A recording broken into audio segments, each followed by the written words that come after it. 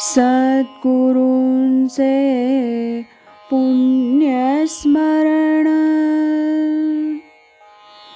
सद्गुरु नाम संकीर्तन,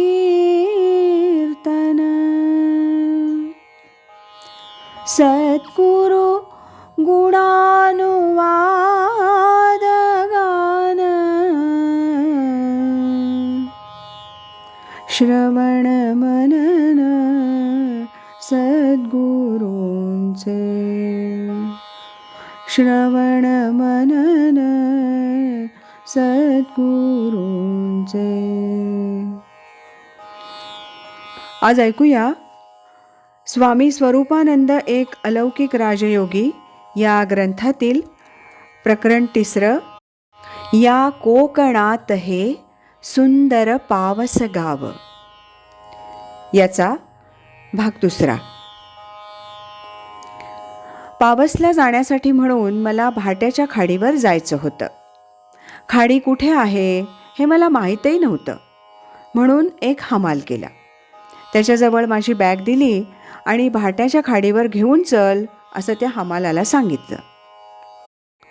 इकडून घाटीवरून जाऊ असं म्हणत त्या हमालानं माझी बॅग त्याच्या हाती घेतली.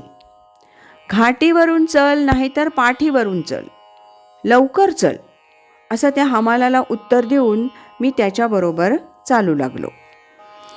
भाट्याच्या खाडीवर आलो. एका होडीत बसलो. खाडी पार केली आणि पलीकडे भाटे पूर्णंगड या एसटी गाडीत बसलो. गाडी सुरू झाली. मैल 1.5 मैल अंतर गेली आणि भाट्याच्या पुढे एक मोठी चढण चढून गाडी जाते न जाते तोच समुद्राला लागून एखादं छोटं पठार असावं असा लहानसा प्रदेश लागला. गाडीच्या उजव्या बाजूला रत्नागिरीजवळील समुद्र दिसत होता. लाटांचा आवाज होत होता. समुद्रात होड्या आणि जहाजं मोठी दिमाखात डुलत असलेली दिसत होती. दूरवर रत्नागिरीचं बंदर दिसत होतं. त्या बंदराभोवतीचा दीपस्तंभ पहारेकऱ्यासारखा समुद्रात अगदी ताठ उभा असलेला दिसत होता. अधूनमधून नारळी पोफळीच्या बागा दिसत होत्या. भाटे सोडल्यावर काही वेळातच असं हे सुंदर दृश्य मोटारीतून मी पाहत होतो. आता गाडी भाट्यापासून बरीच पुढं आली होती. रस्ता खूपच खराब लागला होता. गाडी अगदी कातळावरूनच चालली होती. वाटेत मोठमोठे खाच खळगे होते. क्वचित कुठं कुठं दगड रस्त्यात पडलेले होते. त्यामुळं गाडी काही वेळा इतकी उडे की अनवधानानं बसलेल्या पॅसेंजरचं डोकं तो बाकावरून उडाल्यामुळं क्वचित गाडीच्या टपाला पण लागत होतं. थोड्या वेळातच पावसच्या परिसरात गाडी शिरली.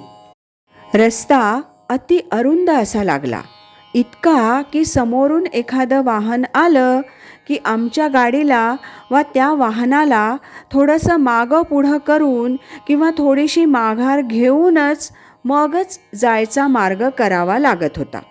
त्यातून रस्त्याच्या दुतर्फा घरं कशी अगदी मार्गाला चिकटून असलेली. गाडी चालताना सुद्धा घराची कौलारं गाडीला खेटावयास येत होती. कधी कधी तर घराच्या अंगणात लावलेल्या जास्वंदीच्या डहाळ्या आणि झाडांच्या फांद्या थेट गाडीत डोकावून जात होत्या. खऱ्या खऱ्या अर्थानं कोकणातील प्रवास म्हणता येईल असा भाटे पावस हा माझा 8 मैलांचा प्रवास आता शेवटाला आला होता. गाडी पावसच्या एसटी स्टँडवर येऊन थडकली होती. मी पावसच्या मोटार स्टँडवर उतरलो. स्टँडवरील एका मुलाला बोलावलं. त्याला सांगितलं मला देसाई आंबेवाल्यांकडे जायचंय, त्यांच्या घरी मला घेऊन चल. त्या मुलाबरोबर देसायांच्या घरी जावयास निघालो. देसायांच्या घराजवळील गौतमी नदीवर हल्ली असलेला पूल त्यावेळी नव्हता. उन्हाळ्याचे दिवस, नदीत पाणी तसं नव्हतंच. कुठं तुरळक डबकेवजा होतं, पण ते सुद्धा पादत्राणं भिजतील इतकंच. बाकी नदीची एखाद्या छोट्या वाळवंटासारखीच परिस्थिती होती. नदीच्या पात्रातून शेवट थोडीशी चढण चढून मी देसायांच्या घराजवळ आलो. पाहतो तो घरासमोर कोकणातील पद्धतीचं अंगण. अंगणाच्या अगदी तोंडालाच 5-6 फुटांच्या अंतरावर 2 लाकडी खांब पुरलेले. त्यात सुताराकडून पाडलेली गोल भोकं आणि त्या भोकातून 3 कळकाचे बांबू आडवे टाकलेले. त्यातील 2 वरचे बांबू बाजूला सारले आणि मी आत अंगणात शिरलो. अंगणात आंब्याच्या साठ्याची ताटं उन्हात वाळत ठेवलेली दिसत होती. आजूबाजूला आंब्याच्या काही भरलेल्या तर काही रिकाम्या पेट्या पडलेल्या होत्या. अंगणातून मी देसायांच्या ओटीवर आलो. मला पाहून माझघरातून देसायांचा एक लहान मुलगा म्हणजे चिरंजीव दिलीप बाहेर ओटीवर आला. त्याला म्हटलं, मी स्वामींकडं आलो आहे. त्यानं मला माझं नावगाव विचारलं. मी त्याला सांगितलं, माझं नाव भट, मी सांगलीहून आलो आहे. तो मुलगा आत गेला आणि परत आला आणि म्हणाला, आप्पा विचारतायत मुंबईच्या फडक्यांचे भातसे का? मी हो म्हटलं. तो मुलगा पुन्हा आत गेला आणि बाहेर आला. मला म्हणाला, जेवायला चला. घराबाहेरील डोणीवर हातपाय आणि तोंड धुवून मी माझघरात भोजनास गेलो.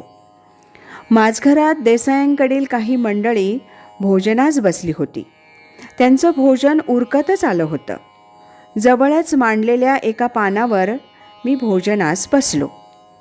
माझ्या समोरच माझघराच्या उत्तरेकडील दरवाजाजवळ पूर्वेस तोंड करून तेजस्वी कांती असलेली, तरतरीत सरळ नाक असलेली, डोळ्यात ध्यानयोगाचं तेज दृग्गोचर होत असलेली आणि गौरकाय अशी एक व्यक्ती भोजनास बसली होती.